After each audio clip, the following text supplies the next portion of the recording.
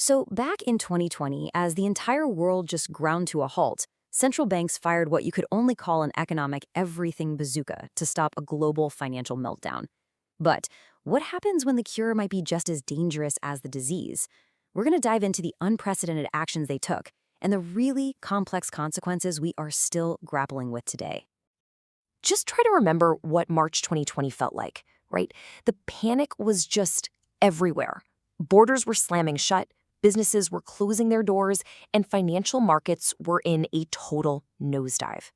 And look, this wasn't just a stock market dip. The actual plumbing of the global financial system was starting to seize up. The real problem at the core of it all was something the Committee on the Global Financial System called a dash for cash.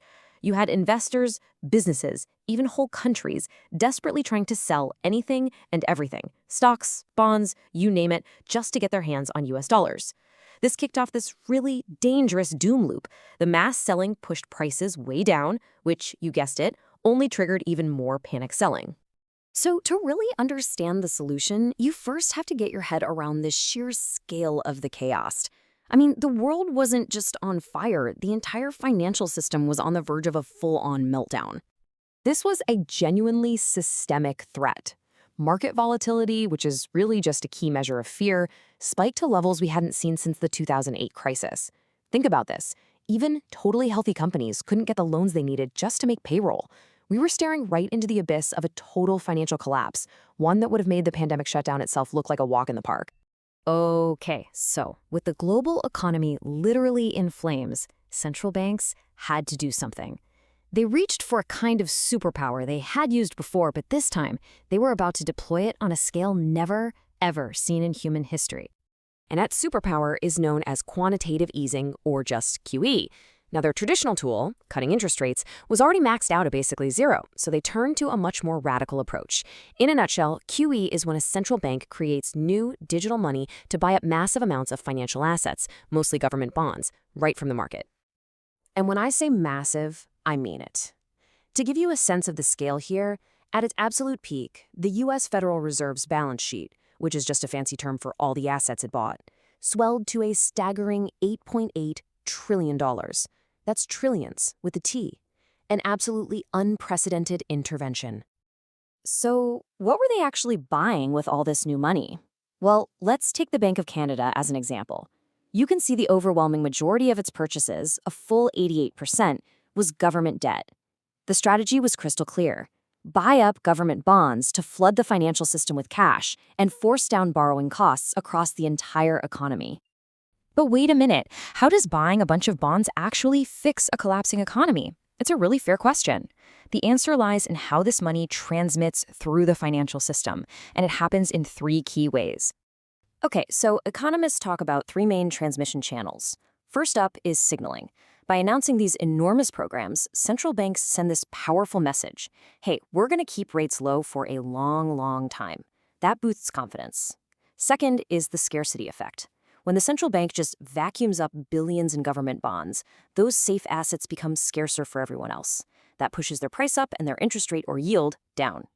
Finally, and this is probably the most important one, is portfolio rebalancing. With the return on safe bonds near zero, investors are basically forced to look for better returns somewhere else. So they buy riskier things like stocks and corporate debt, which pushes those prices up and makes it cheaper for businesses to raise money. So, all of this eventually ripples out from the financial markets and into the real economy where you and I live.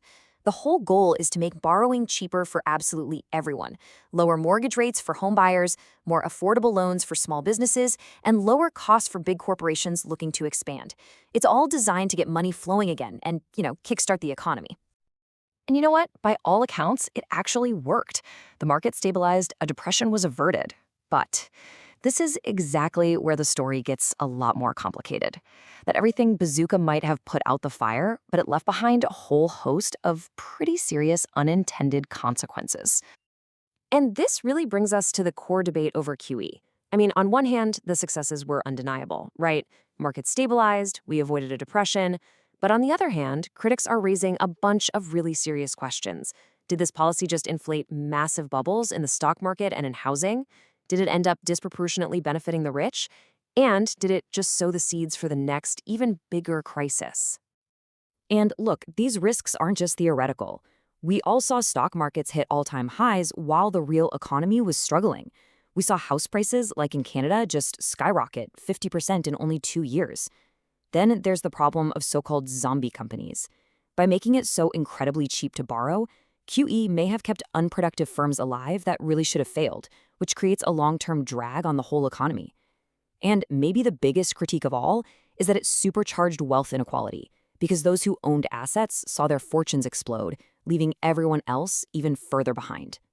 So all of this leads us to the final and most critical phase of this massive monetary experiment, what's being called the Great Unwinding. Because, as we all know, what goes up must eventually come down. And now enter quantitative tightening, or QT. It is, quite simply, the exact opposite of QE. So instead of buying assets and pumping money into the system, the central bank starts shrinking its balance sheet, which pulls money out of the system. And it does this in one of two ways, either by letting the bonds it owns just expire without buying new ones, or by actively selling them back to the market. Now, this is kind of like trying to land a jumbo jet in the middle of a hurricane. I mean, how do you remove trillions of dollars of life support from the financial system without causing a total crash? If you go too fast, you risk a market panic and a recession. If you go too slow, you risk letting inflation rage completely out of control. It is an incredibly delicate balancing act. And we have seen just how wrong this can go. Back in the fall of 2019, the Fed was slowly trying to unwind its last round of QE. Well, a vital but pretty obscure corner of the financial system called the repo market suddenly seized up. This is basically where banks go for overnight loans to balance their books. When the rates there spiked, it was a flashing red light signaling a severe cash shortage in the system. The Fed had to jump in and intervene immediately. It was a huge warning shot. The system had become addicted to central bank cash. And today, the scale of the unwinding is many, many times larger. And so are the risks. Which leaves us all with the ultimate question. Central banks used an everything bazooka to fight the COVID crisis, and they definitely won the battle. But by distorting markets, inflating assets, and taking on these unprecedented balance sheets, did they inadvertently set the stage for the next financial war? That, right there, is the trillion-dollar question that we're all living with today.